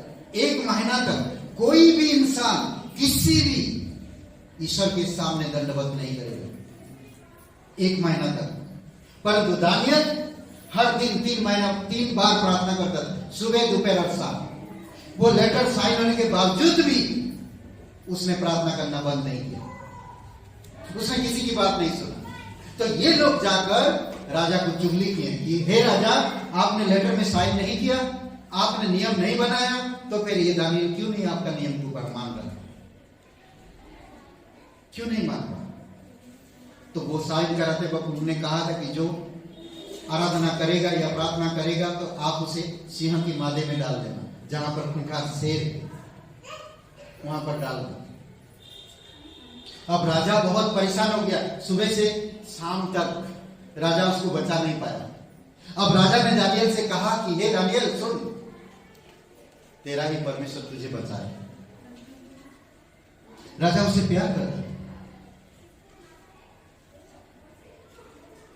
तो दानियल को सिंह के माध्यम में डाल दिया। मैं पार्श्वकाल से जीवन का पार्श्वकाल के संदेश से मैं कई बार सुना कि कहते कि 900 से भी ऊपर से उस माध्यम उस गुफा में 900 वो भी भूखे एकदम। कहते कि दानियल को डाल दिया गया। दानियल प्रार्थना वॉरियर का प्रार्थना योद्धा। सिंह चुपचाप खराटे लेकर सो रहे। दानियल भी सिंह के ऊपर सो गया, कुछ नहीं किया उसे। सुबह सुबह राजा जाकर बोलते दानियल तुम्हारा परमेश्वर तुम्हें जिंदा रखा है। दानियल आ रहा बड़ी आराम से। हाँ राजा मैं ठीक हूं एकदम। नहीं है सोची। दानियल प्रार्थना की, उसको भी बचाएगा। कोई भी परिस्थिति में आपको परमेश्वर बचाने का हिम्मत रखता है। आपको सारी चिंताओं को छोड़कर परमेश्वर पे हर एक बात धन्यवाद निवेदन प्रार्थना के साथ परमेश्वर के सामने उपस्थित करो, परमेश्वर सुनेगा। आखिरी एक वचन हम देखते हैं। ओके, हन्ना एक बांझ पत्नी। आप समझ सकते हैं जब इंसान बांझ होता है तो उसके जीवन में कैसे तकलीफ होती है। उसकी परिवार दोनों परिवार में तकलीफ होता, तनाव होता है दोनों परिवार से। माता पिता को भी तकलीफ, ससुराल में भी तकलीफ। पत्नी पति को आरोप लगाता, पत्नी पति को आरोप क्या बोलते हैं, पति पत्नी को आरोप लगाता, पत्नी पति को आरोप लगाता। तकलीफ उनके जीवन से कभी नहीं दूर होता, कभी नहीं दूर होता। पहला शमूएल का पहला अध्याय। हन्ना ने प्रार्थना किया और परमेश्वर से संतान प्राप्त किया। उसने प्रार्थना की दिल से, टूटे हुए दिल से, टूटे हुए मन से। लोग अगर उसको देखेंगे तो लोग कह रहे थे, एक देखिए परमेश्वर की नजर में, परमेश्वर के सामने वो परमेश्वर से रो रही है बच्चे के लिए, क्योंकि उसको तकलीफ है। चारों तरफ से वो सुनना पड़ता है। उसकी तकलीफ को कोई नहीं समझ सकता, कोई इंसान नहीं जान सकता, सिर्फ परमेश्वर जाना है। और परमेश्वर के भवन में आकर वो रो रही थी और प्रार्थना कर रही थी। वो अंदर से टूटी हुई थी पूरी तरह से, उसकी होठ हिल रही थी। और एक याजक वहां पर था। वो याजक देखकर उसे कहता कि यार तू क्या लड़की है, कैसी औरत है, तू सुबह सुबह पी कर आई है क्या। ये इंसान की सोच, इंसान की नजर है। जब आप टूटते हो, जब आप तकलीफ में होते हो, इंसान कहता ये तो बेवड़ी है, पीने वाली। उसकी दर्द, उसकी तकलीफ को कोई नहीं समझ सकता। एक याजक होकर उसको कहता कि सुबह सुबह लगा के आई है क्या, बताइए। एक धर्म गुरु है, परंतु परमेश्वर ने उसकी आवाज, उसके टूटेपन को देखा। 20 वचन पढ़िए कोई। पहला शमूएल का पहला अध्याय वचन 20। तब हन्ना गर्भवती हुई और समय पर उसके एक पुत्र हुआ और उसका नाम शमूएल रखा, क्योंकि वह कहने लगी मैंने यहोवा से मांगकर इसे पाया। यहोवा से मांगा और मैंने पाया। नहीं, एक प्रार्थना। आज एक प्रार्थना के कारण आप एक अच्छे पास्टर बन सकते हो। देखिए, पास्टर या मिशनरी या एक सेवक बनने से आपको कोई कुछ जाएगा नहीं।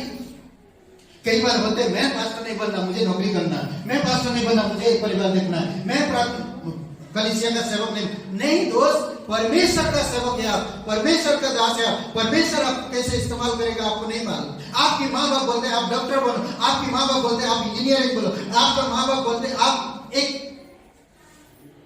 सिविल वकील या कुछ भी बनो, चाहते हो IPS बनो, ये बनो, वो बनो, आपके माँ बाप बोलते हैं।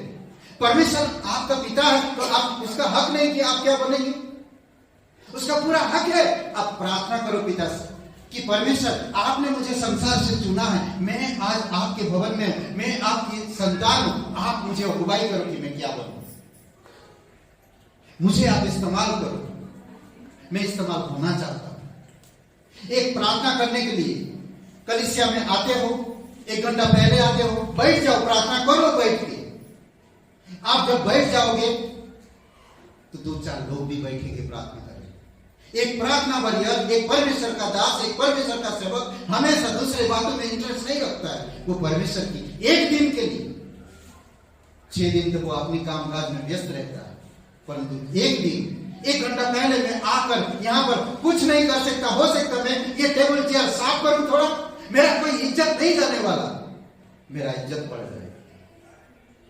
हो सकता मैं चेयर लगा दूं, हो सकता मैं बैठ के 2-3 लोगों के साथ बैठ के मैं प्रार्थना करूं, क्योंकि 2 या 3 व्यक्ति जहां यीशु के नाम पर इकट्ठा होते वहां परमेश्वर मौजूद रहता और उनकी बातें सुनता है।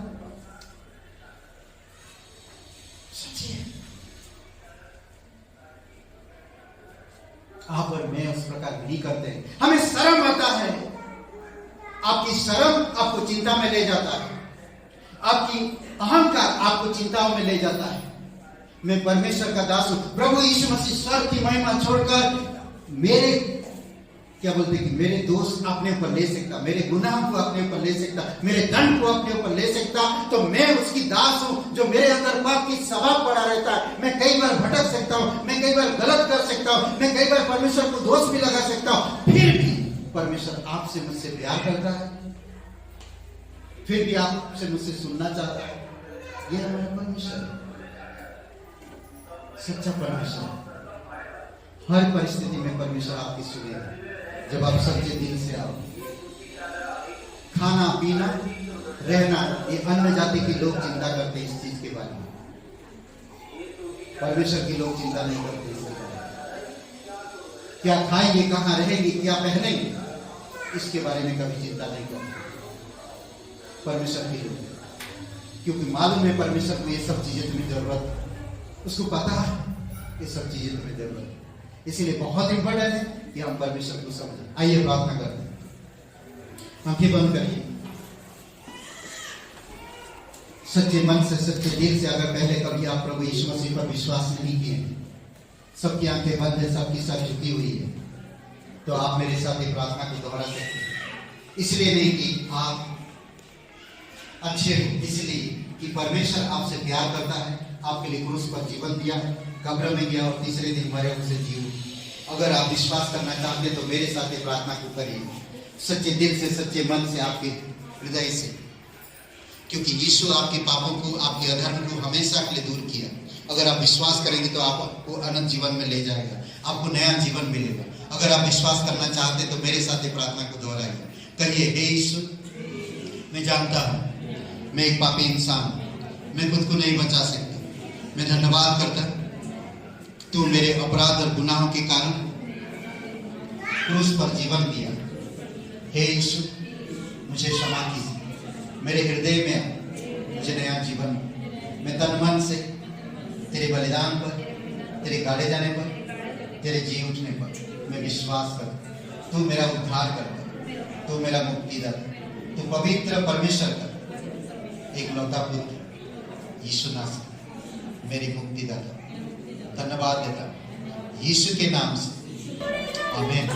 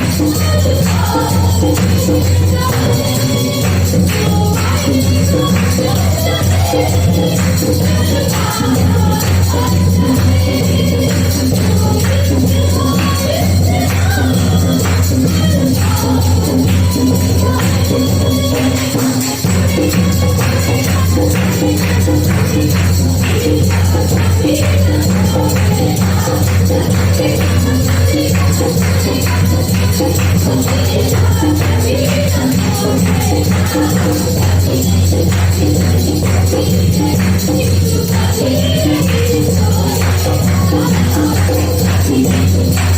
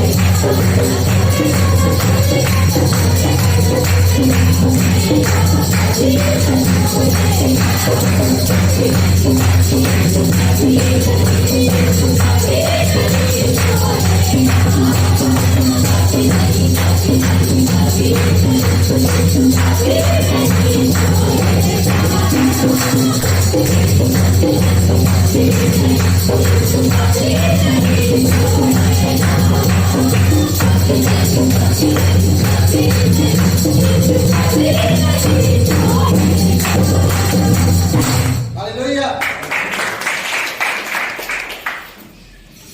अमित दादा कैसे? धन्यवाद देते प्रत्येक भाई बहनों को। अगुवाई करो पिता, फैमिली, परिवार, वर्ग, बच्चे, बड़े, यूथ, हर किसी को, बुजुर्ग, सभी लोगों को पिता तेरे चरणों पर रखते हैं। आप इस वचनों के द्वारा कैसे भी परिस्थिति हो, सच्चे दिल से, टूटे मन से या संपूर्ण हृदय से जो तेरे पास आते हैं, आप उनकी सुनते हैं पिता। प्रभु हम जानते हैं कि मांगने से पहले से तू हमारे लिए दे दिया है और सुन लिया है। धन्यवाद देते प्रभु यीशु। प्रत्येक भाई बहनों को अगुवाई करो पिता, तेरी दया और तेरी कृपा बनाई रखो प्रभु यीशु। उनके जीवन में अगुवाई करो पिता। बाइबल स्कूल के लिए सभी लोग तैयार हो सके, कल आ सके प्रभु यीशु। सुसमाचार का प्रचार करने का तरीका कुछ सीख सके। और पिता यहाँ पर कोई अगर तकलीफ में है, दुख में है, दर्द में है, यीशु तेरे नाम से प्रार्थना करते हैं, आप उनको आशीषित करो और अगुवाई करो। कोई अगर कर्ज में है, यीशु उनके कर्ज को चुकाने में आप रास्ता खोलो पिता। कोई कोर्ट केस चल रहा, प्रभु यीशु फैसला आने में भी आप मदद करिए उनका। धन्यवाद देते हैं। कोई बुजुर्ग ठंड के समय में या गर्मी के समय में पैरों में दर्द या शरीर में दर्द, यीशु तेरे नाम से प्रार्थना करते हैं कि सारे दर्द को दूर करिए पिता। किसी के मन अगर खालीपन है प्रभु, कोई अगर अकेलापन महसूस करते हैं पिता, आप उनको प्रोत्साहन करो पिता और आप उनका साथ दो प्रभु यीशु। धन्यवाद देते प्रभु यीशु। रामदास जी के लिए प्रार्थना करते हैं, पूरी तरह से स्वस्थ और चंगाई दीजिए पिता, सामर्थ के साथ उनके जीवन को भर दीजिए प्रभु यीशु। धन्यवाद देते पिता, तेरी दया और कृपा रहे। धन्यवाद आज का दिन के समय प्रत्येक भाई बहनों को अगुवाई करो पिता। घर परिवार में शांति और संतुष्टि प्रभु अगुवाई करो पिता। धन्यवाद देते हैं उनके जीवन में खुशी और प्रेम में अगुवाई करो प्रभु यीशु। धन्यवाद देते हैं तेरी सामर्थ में, तेरी आत्मा में अगुवाई करो, तेरी इच्छा को प्रकट करो, तेरे दर्शन दो पिता। धन्यवाद देते प्रत्येक भाई बहनों के जीवन में आप काम करो प्रभु। तेरी स्तुति महिमा करते हैं। आज का दिन को, इस समय को तेरे चरणों पर रखते हैं और यह प्रार्थना हमारे उद्धारकर्ता सर्वशक्तिमान प्रभु यीशु के नाम से मांगते हैं। आमीन आमीन।